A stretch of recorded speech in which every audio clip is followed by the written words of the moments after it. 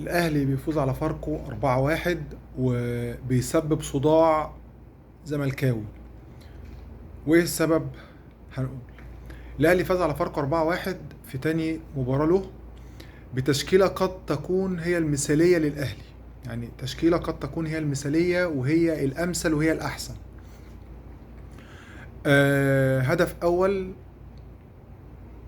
بالهيد لمحمد شريف، هدف تاني بالهيد لزيزو من كرات عرضية وجمل بجد بجد فوق الرائعة. الهدف التالت بقى اللي هو ممكن يكون بيسبب صداع، الهدف عرضية من بن شرقي وبيسجلها زيزو الهدف التاني. والهدف الرابع جراديشار باسيست بجد، يعني حاجة جميلة من محمد هاني. ماتش النهاردة عالمي لمحمد هاني. والغريب برضو الطرد اللي خده دوت، انا مش فاهم فيه ايه. الحكام عاملين زي ما يكونوا ايه، عرفوا موضوع ان الكروت دي فيها فلوس وفيها غرامات، فبقوم ايه قاعدين بيوزعوا في اي ماتش، مش ماتش الاهلي بس، يعني في كل الماتشات اللي الواحد شافها في الدوري من ساعه ما بدأ.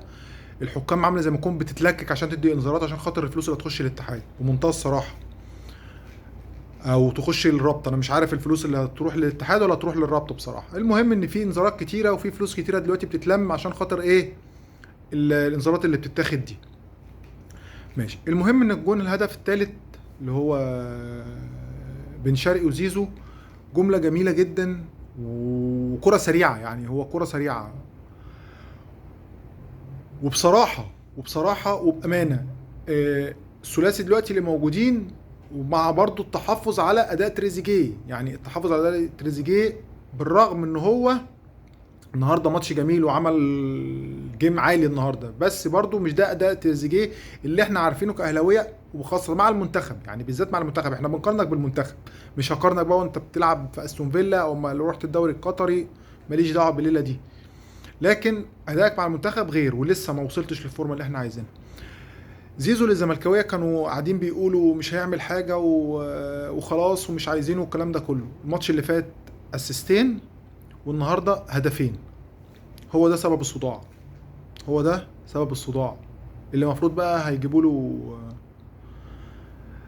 له سبرين من فاركو. اليو ديانج لا غنى عنه في نص الملعب الاهلاوي، لا غنى عنه. وشفنا اما طلع النهارده ديانج من الملعب، الاهلي فقد نص الملعب. بصراحه الاهلي فقد نص الملعب اما التغيير بتاع ديانج حصل. وبرضه مش فاهم هو اتغير يريح ولا اتغير عشان حاجة تانية في دماغ ريبيرو. بصراحة يعني انا مش فاهم هو اتغير ليه. ماشي. مصطفى شوبير الهدف اللي جه، يعني هو بصراحة الهدف اللي جه دوت، انا شايف ان هو غلطة محمد هاني وغلطة شوبير. يعني انت يا محمد هاني انت اصلا كده كده الكرة جاية وانت شايف مكان شوبير، عايز تديها له تريحها له براسك يبقى لقدام. لكن انت عايز تلعبها لورا يبقى المفروض تبقى اسرع من كده، مش بالراحه قوي كده. دي حاجه. تاني حاجه انت عولت عليها مصطفى شوبير وجبتها وانت مش مقدرها. يعني انت جبتها وانت مش مقدرها، لانك لما جبتها بدل ما تريحها بالراحه، لا انت ريحتها جامد قوي فبقت اسيست.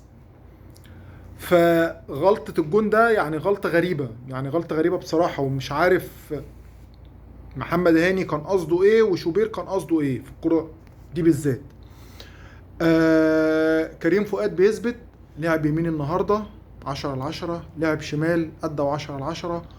والكرة اللي شاطها في الآخر اللي كانت هيجي منها الهدف، فبجد بجد بجد أداء مميز لعمر، لكريم فؤاد آسف.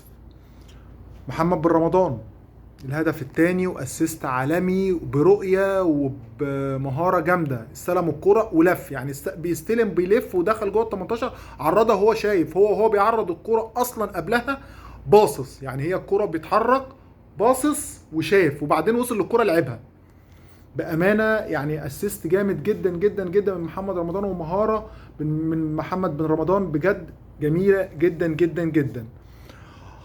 اشرف داري لسه مستواه برضو مش هو الدفاع اللي يطمن. مرعي النهارده كان كويس بصراحه، بس اشرف داري لسه علامه استفهام. الكره وقفت تحت رجله كتير، اتردد كتير في كذا كوره. برضه مستواه لسه برضه عليه علامات استفهام. محمد شريف طبعا الكرة اللي جات له غير الخطوره اللي كان عاملها في الملعب. الكرة اللي جايه له هيد على طول من الاوفر اللي كان معمول من محمد هاني على الارض القريبه، وفي ثواني طق على طول بسرعه من غير تأليف، زي اول جون دخله في الماتشات الوديه لما عملها تشيب وهي كانت جايه له على طول. اداء النهارده بصراحه اداء جميل جدا جدا من الاهلاويه، اداء جميل جدا جدا من اللعيبه. وبحيي الجمهور اللي كان موجود النهارده بصراحه في المدرجات، يعني الجمهور اللي كان موجود النهارده بجد بامانه جمهور اهلاوي فاهم وواعي، وعارف امتى بيشجع اللعيبه وامتى بيشجع اللعيب اللي هو عايزه، وامتى يشجع اللعيب اللي المنافسين عايزين يوقع. بجد تحيه بجد للجمهور سواء في الماتش اللي فات، بس الماتش بتاع النهارده احلى واحسن، وخاصة بعد ما زيزو غير والجماهير طلبته وشجعته وهو قاعد بره. يعني بجد بجد بجد تحية للجمهور اللي كان موجود النهارده، وزي ما قلت تحية للاعبين اللي أدوا النهارده أداء عالي جدا جدا جدا. وفرحان ان كل الزملكاويه بصراحه الماتش اللي فات الاولاني في الدوري افتكروا ان هو الدوري بقى بتاعه. هنشوف ان شاء الله بقى الزمالك في المباراه القادمه وفي مباراه بكره ان شاء الله هيعمل ايه. الف الف مبروك الاهلاويه، والف مبروك اول ثلاث نقاط للاهلي، وان شاء الله نكمل الدوري على خير، وعقبال ان شاء الله بطولة افريقيا. نبارك لبعض في الاخر خالص مع نهاية الدوري.